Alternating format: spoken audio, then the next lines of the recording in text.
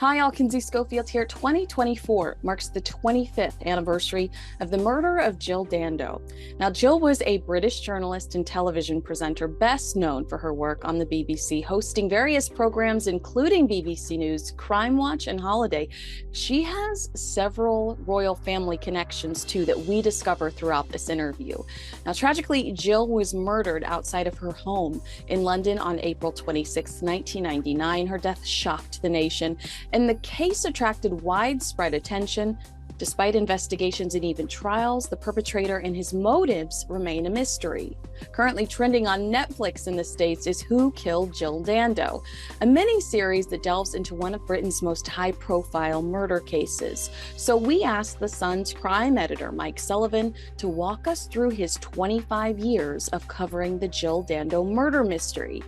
Did Jill and Princess Diana share an admirer? Take a look. Hi, all. Kinsey Schofield here, and I'm with The Sun's crime editor, Mike Sullivan. Mike, I fell in love with Jill Dando. She's this beautiful BBC News anchor. Netflix produced an amazing documentary about her, and of course, she was all over the papers recently again because of the 25th anniversary of her murder. My audience is primarily American. Can you tell me who Jill Dando was? You know, this important part of culture at the time of her death. I think she was just an English rose, the classic English rose, really fair. She looked remarkably like Princess Diana. Because she was an English or British broadcaster, she wouldn't have been known, obviously, to the American audience. But if you have a very popular American female newscaster, if you could probably think of that person, then you're probably thinking of Jill Dando. I mean, the great quality Jill had was, although she was a beautiful woman, she was a very ordinary woman.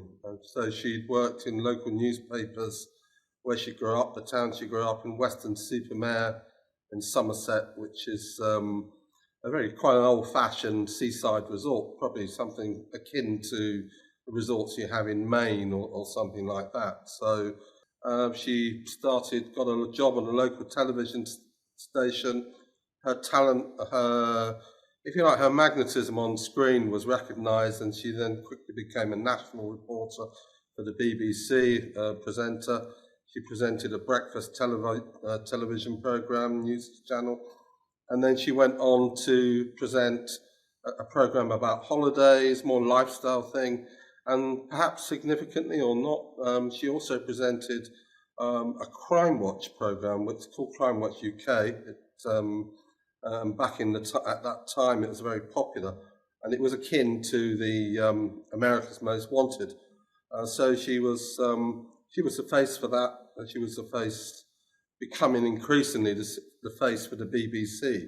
So another thing she did shortly before her death was present the BBC children, and so it was an appeal for the people in Kosovo.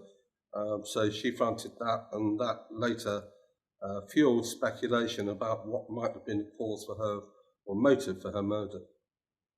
Yeah, she was absolutely beautiful, and a stylist that worked with both Jill and Princess Diana said that Princess Diana was even kind of influenced by her fashion, her hair.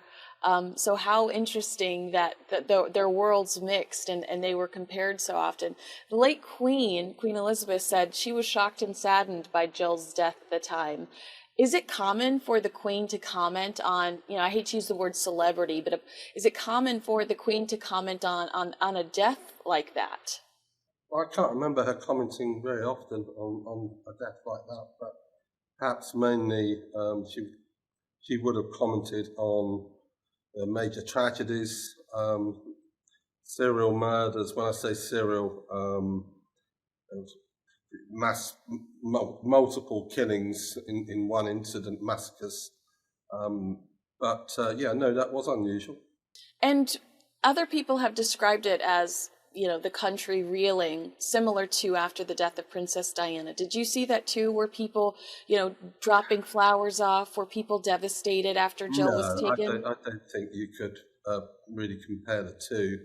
In a sense, there was a great sense of shock because of the manner in which Jill died, and perhaps worth mentioning here. Jill at the time was engaged to be married to the royal obstetrician, Dr. Alan Farthing, who actually amongst his patients was a queen. So she was staying most of the time with him prior to her death, and she'd gone back to her home to deal with some correspondence. Later that day, and we're talking on the 26th of April here, 1999, later that day she was due to go and select her wedding dress. But when she got to her home, she parked her BMW, walked up to her small terraced house in Fulham, which are quite valuable now because of the area. She'd opened the front gate. As she went to get her keys from the bag to open the front door, somebody grabbed her around the shoulder, put a gun behind her ear, and fired a bullet which went in literally behind her left ear and exited. So she died pretty much instantly. But there was a problem slightly with that because I think the paramedics were so overawed, perhaps because of her celebrity status when they arrived, that they were desperate to try and see if there was any chance that she could be kept alive. And unfortunately, in the process of that, there was very little evidence, forensic evidence, that was actually ever retained from the scene.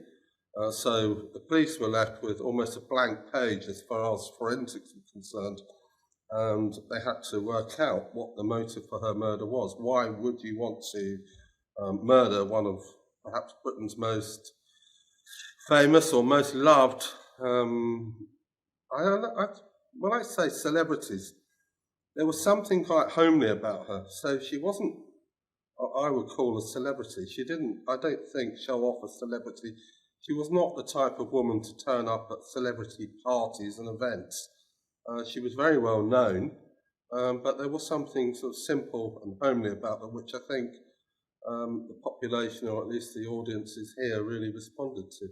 I saw video of her at a ball, and while she did look like a superstar in this gown, she seemed so humble and sweet and surprised and just kind of overwhelmed by it. So I can understand when you say, she was a well-known face, but she's not a celebrity in the sense that you think of a celebrity. Everybody knew who she was, but she certainly wasn't milking it. She was really ambitious and sweet and just so grateful. She seemed so grateful for the opportunity. Yeah, I mean, she was a good journalist at the end of the day. I mean, so she was a newscaster, but she wrote all her own scripts for the news, as far as I know. And her brother's still a chief reporter for a local evening paper down in Bristol. And she had that girl next door quality. Oh, that's a great way to describe it. So Jill is murdered on her front porch. This is, like you said, one of the most high-profile killings in the country. Do the police treat it any differently? Are they careful? Do they understand the importance of this case? I think you just suggested that maybe the crime scene was jeopardized by the paramedics that were trying to desperately to keep her alive. What was the status of that? Well, they were well-meaning, but they perhaps tried too hard because of her celebrity profile. But, I mean, for the police, every murder that they deal with is as important as the next one. But the difference with this is that there was a sort of outpouring of grief across the country from some of the front pages of the newspapers. So therefore, it does inevitably create more pressure for them to get some kind of result. But as I said, they were looking at a blank canvas. They weren't clear on what the motive was. They looked at various different scenarios. The idea that perhaps someone, because of her Crime Watch reporting role, had become upset with her, but they quickly dismissed that. And they looked at her personal life to see whether there was a possibility that someone may have borne a grudge with her, a former partner or such like. Nothing came as a result of that, just perfectly normal lifestyle. So the one thing that they very quickly arrived at was the likelihood. They concluded that the likelihood was that she'd been murdered by some kind of obsessive or a stalker. And to that end, they did a lot of investigations. They went, in fact, they went to the US and spoke with the Los Angeles Police Department, the LAPD, Celebrity Stalker Squad, where they were particularly interested in the murder of an actress by the name of Rebecca Schaeffer back in 1989, who was murdered, shot dead by a stalker on her doorstep in very similar fashion to Jill. And they spoke to this American psychologist. He became a consultant actually for them and subsequently later gave evidence at the trial of the man who eventually came to be charged with Jill's murder. So, yeah, having worked out that the likelihood was that she had been murdered by some kind of obsessive, they started looking at a number of people that may have had an obsession or appear to have had an fixation or unhealthy interest in Jill, and they drew up a list of 140 people. Yeah, it's a lot, isn't it? But then there's something about a newscaster talking directly into a camera screen where, and in fact, this American doctor spoke about this at the trial, where people feel a sense of, I don't know, a connection, as if that person's almost talking to them. So, yeah, Jill's role as a newscaster or a television presenter, was there somebody out there who had felt that they were in some kind of relationship in their own mind? Had they read a story about her being engaged to Dr. Alan Farthing, which tipped them over the edge? All these various theories were sort of investigated, but psychology, you can't actually prove it. It's not a tangible thing. So eventually they had a list of over 2,000 suspects. And while they were investigating their way through this list of suspects, they came across a man by the name of Barry George, who lived locally. He was best described as being an oddball. He had all sorts of psychological issues. He'd a fantasist who told people he was a cousin of Freddie Mercury, and in fact he renamed himself. He had changed his identity to Barry Bulsara in Freddie Mercury's real name. At one point he called himself Steve Majors, which is an amalgamation of Steve Austin, and Lee Majors, to get it right. The $60 million man, long before your time, obviously. So yeah, you're talking about. He liked Princess Diana, didn't he? Didn't Barry George and have he a had. kind I of was just fixation about for to come Diana? on to. He had a bit of a fixation, according to the doctor, the psychologist. He had a fixation with Princess Diana, and that is actually backed up because back in 1983, he was arrested outside Kensington Palace in camouflage gear. A mask, he had a 15-foot length of rope. He had 2 commando daggers on him. He was discovered after his arrest over Jill Dando's murder.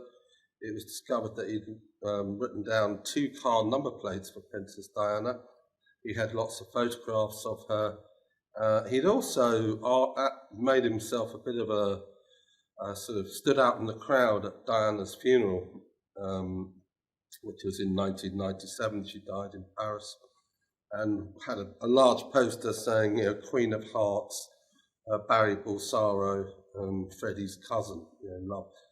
Odd, but that was 1997. Jill Dando died in 1999, and the argument was, at least from the doctor, the psychiatrist, is that he transferred his affections from Diana to Jill Dando. The 2 women both looked alike. They had that certain magnetism, but they also had an appealing quality that made them approachable somehow. Barry George promptly stood trial. There was some forensic evidence that one tiny particle of firearms discharge residue in the inside overcoat pocket, which seemingly matched that found in Jill's hair. However, it has to. I suppose we better put it in context that guns in the UK are pretty rare, and only around 1 in 100 would people would have traces of a firearms residue on them. So maybe farmers, rat killers, fox killers, people like that. They're not as common. There is no right to bear arms in the UK, so they're rare in that respect. There was also evidence of George having stalked more than 400 women. I mean, he had photographs of lots of different women in the street. There was some interest in the BBC, but there were no photographs of Jill Dando in his cluttered flat in very close to where she lived. He'd given himself a false alibi, and a couple of witnesses say that one said that he was in the street an hour or two before the murder, a couple of hours. Another two said it was possible and he may have been in the area, but they weren't able to absolutely pick him out. He was convicted by a majority vote. He went to prison for 7 years.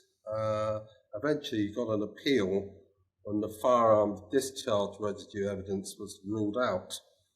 A retrial was ordered and he was acquitted at that point. And since then, there have been no suspects that have come to light around Jill's murder. There's been speculation that she could have been murdered on the orders of a Serb warlord because of the appeal she did for Kosovo, but none of it really backs out, and it is one of those dreadful crimes where there's simply not enough evidence to prove that anyone ever did it, and beyond reasonable doubt, which we have in British law, if you convicted of something, it must be beyond reasonable doubt rather than a balance of probabilities, which applies in civil cases. I think now the way that we've evolved with technology and TV shows like CSI, and it's so frustrating to think that it's been 25 years and the killer hasn't been caught.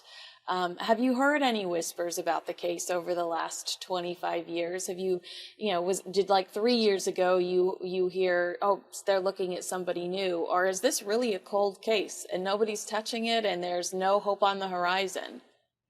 They last looked at it 6 years ago. So Scotland Yard have a cold case review team, and at that point, I heard that there was some tiny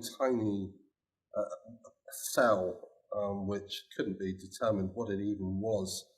But in terms of forensic material, there's really nothing exists which could possibly ever go on to prove who or who didn't do it.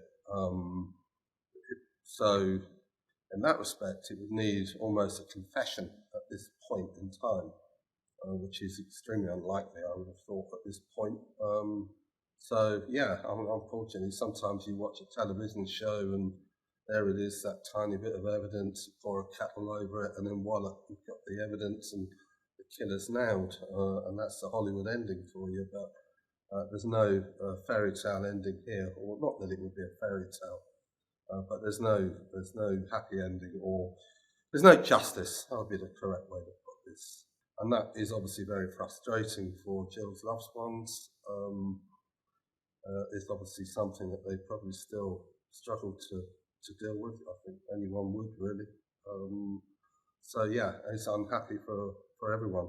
Barry George has moved to Ireland, where his mother was from. He still lives there. He still maintains he's an innocent man under the law.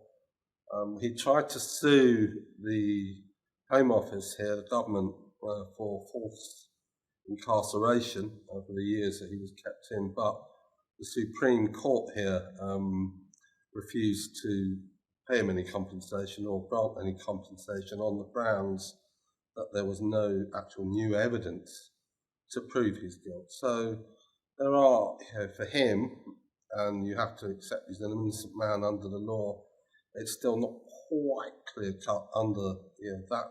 If he was a totally innocent man, then one would have hoped that he'd get his compensation. So quite why that was, the Supreme Judges only know to themselves. But yeah, he is a free man. There is no real prospect that anybody else at this point is coming into the frame for this murder. And there you have it. That's so disappointing, but I'm glad you said there's no justice for the family, because that's exactly how I felt when I started studying up on the case.